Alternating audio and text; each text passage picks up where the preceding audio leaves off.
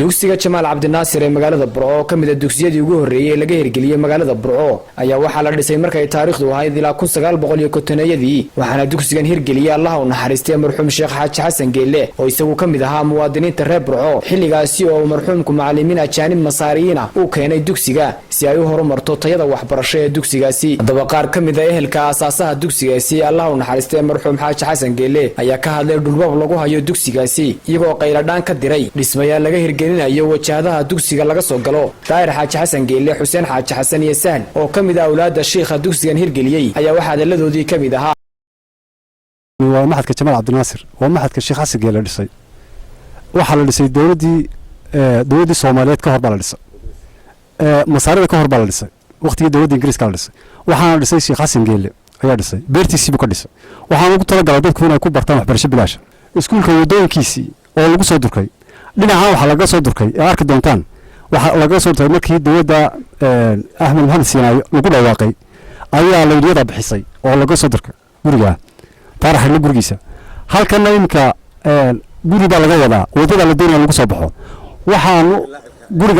guriga laabka khaldan leh ayaa la doonayo in laga dhiso oo wadada iskuulka ku yaraato waxaan diidanay iskuulka in wadada ku yaraato taas ayaa la xisaabiyo nidaamkiisa mana ogolaan doono waxa la yaab leh dawladdii danta qaranka ilaalin lahayd ee ardayda iyo iskuulada iyadu ka mas'uulka ahayd ilaalin lahayd in ay dan shakhsiyadeed ka doorato oo ay dariiqii iskuulka bixiso annagu haddaanu nahay dhashii sheekha ku tabarucay beertiisii ilaa Masar u socday jeebkiisa isagu ka kharash gareeyay Sheekh Xasan Geelle jeebkiisa isagu ka kharash gareeyay iskuulka keenay isagoo doonaya awlaadda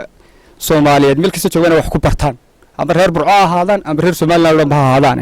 waxa la yaab leh in ay dawladdii dalku dariiqyadiisii xidho waxaanu leenahay cidna ka yeeli mayno shicibna ka yeeli mayno in lagu soo xadgudbo dawladna ka yeeli mayno shakhsi ku soo duulayna ka yeeli mayno wadooyinka maxadka wada aragtaa wadada halkan dambe maxadka ee qabata dixda san lagu soo durkay wada aragtaa waa dawladda Silaayinta ee dhalatay cadaaladda Silaayo waa taa wadooyinka bixinaysa waxaanu leenahay halaga noqdo dhinaca kale waxay sidoo kale fariin u direen xukuumadda Soomaaliland iyagoo wasiirka wasaaradda diinta iyo waqaafta ku eedeeyay inuu ka been sheegay taariikhda dugsigaasi Jamaal Cabdinaasir xilli uu ka hadlayay warbaahinta qaar ka mid ah waxay cadeeyeen isla markaasina ay sheegeen inaanu dugsigani ahayn hanti dawladeed balse uu yahay iskuul gaar loo leeyahay la dhisay 1950kii haweeye markii la dhisayay Ingiriisku ku xidhay Xaaji Xasan Geelle wuxuu yiri maxadka diiniga ah ee aad dhisayso ma ogolibi wuxuu ku adkaystay xaajiga Allah yarxame inuu dhiso oo dadkaygan u dhisay buu sidaas lagu dhisay halkaas uu ka tagay wuxuu tagay Suudaan markii hore wuxuu ka doonay macallimiin tayo leh uu ka soo waayay wuxuu tagay Qaahira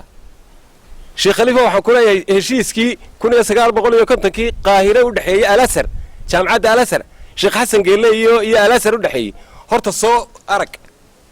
masaarida saasuu ku keenay inuu ku dhigto oo ku dhigtaan Qaahira u keenay waxa la yaab leh dawladdu maanta inay laqanto sidii iskuul xukuumi oo kale ay dawladdu kale ma iskuul dawladeed iskuulka dawladda ay leedahay iibin kartaa laakiin kan ma iibin karto kana waa mid madax bannaan waana heli